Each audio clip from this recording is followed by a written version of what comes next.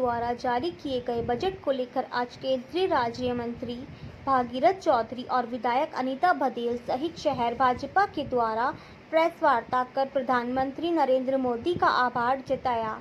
इस मौके पर केंद्रीय कृषि राज्य मंत्री व विधायक अनीता भदेल ने विधानसभा में शांति धारीवाल के अपशब्द बोलने पर निशाना साधा। चौधरी ने कहा कि जिनके जैसे संस्कार वह वैसी ही बात करेगा। वही भदेल ने कहा, कांग्रेस की यह संस्कृति है। कांग्रेस में अपराध और अपराधी को यह कहा जाता है कि वह अच्छा नेता है, यह उनकी सिद्धांत है। केंद्रीय राज्य मंत्री भागीरथ चौधरी ने कहा कि प्रधानमंत्री नरेंद्र मोदी ने 10 सालों में ऐसे काम किए हैं जो कांग्रेस सरकार 55 से 60 वर्षों तक नहीं कर पाई। कांग्रेस सिर्फ मगरमच्छ के आंसू बहा रही है। कांग्रेस ने गरीबी का नारा दिया लेकिन गरीबी हटाई नहीं कभी।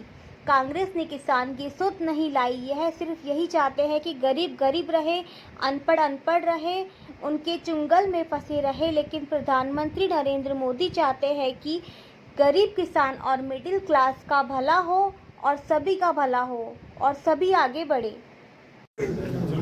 ये जो केंद्र की वित्त मंत्री निर्मला सीतारमण जी ने जो बजट पेश किया मेरे भाई मोदी जी की सरकार के नेतृत्व में, ये बजट सभी वर्ग को साथ लेकर चलने वाला बजट है। इस बजट में ये समावेशी बजट है। सभी वर्ग, समाज, सभी गरीब, मजदूर, किसान, उद्यमी, कर्मचारी, सभी को साथ लेकर सभी को आगे बढ़ाने का ये इस बजट में समावेशी बजट है। ये बजट ये 2047 रोड मैप बनाकर लक्ष्य लेकर ये बजट को पेश किया गया है। और मैं कह सकता हूँ कि इससे पूरे देश में और हमारे प्रदेश में, हमारे अजमेर लोकसभा क्षेत्र में ये विकास की दृष्टि से ये बजट मैं कहूँ की है। विकास के रूप में ये बजट मैं कहूँ मील का पत्थर साबित होगा। हर वर्ग को इसमें साथ लेंगे। विशेष तौर से इसमें महिलाओं के लिए, महिला को सशक्त करने के लिए इस बजट में इस बजट के अंदर स्टाम्प ड्यूटी में छूट दी गई है 3,00,000 करोड़ रुपए का। 3,00,000 करोड़ रुपए का महिलाओं के लिए इसमें प्रावधान रखा गया है और स्टाम्प ड्यूटी में छूट दी गई है। इससे क्या होगा कि महिला घर की मुखिया होगी। महिला के नाम चाहे मकान से लेकर कोई प्रॉपर्टी है वो महिला के नाम खरीदी जाएगी। महिला स्वावलंबन होगी, अपने पैरों पे खड़ी होगी और घर की जब महिला मुखिया होगी तो वो घर मजबूत होगा और देश मजबूत होगा। उसके लिए युवाओं के लिए इस बजट में प्रावधान रखा गया है। किसानों के अन्नदाताओं के लिए 1.52 लाख करोड़ रुपए इस किसानों के लिए इस बजट में प्रावधान किया गया। युवाओं के लिए किया गया, गरीबों के लिए किया गया।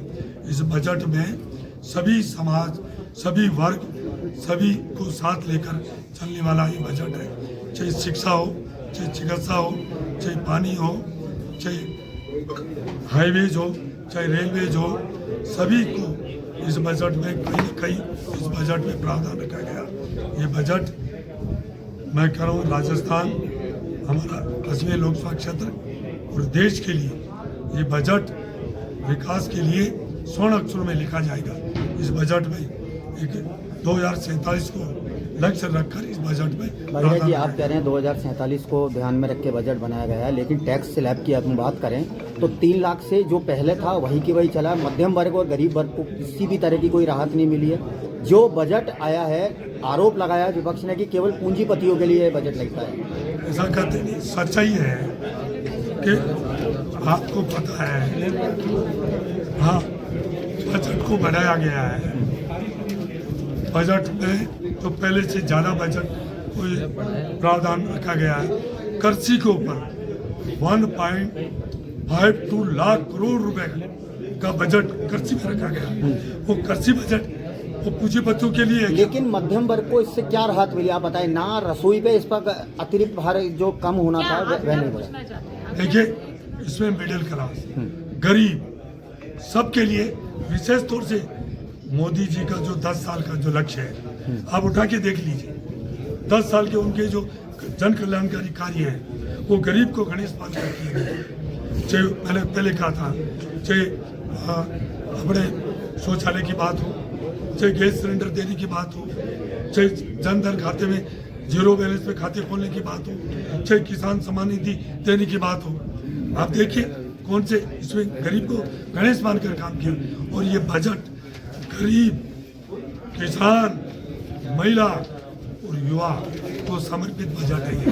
तो इसमें सब आगे, और टैक्स में भी मैं आपको कह रहा हूँ 17,500 रुपये का जो भी टैक्स पेयर है उसमें उसको फायदा है। और 10 लाख तक की आय वाले आपको पता है, 10,000 रुपये तक का पहले स्लिप बढ़ा दी, 7 लाख कर दी। आपको पता है पहले 5 लाख थी, अब 3 से 7 लाख तक 5% है, 7 लाख से 10 लाख तक 10% है, 10 लाख से 12 लाख तक 15% है, 12 से 15 लाख तक 20%। मंत्री जी राज्य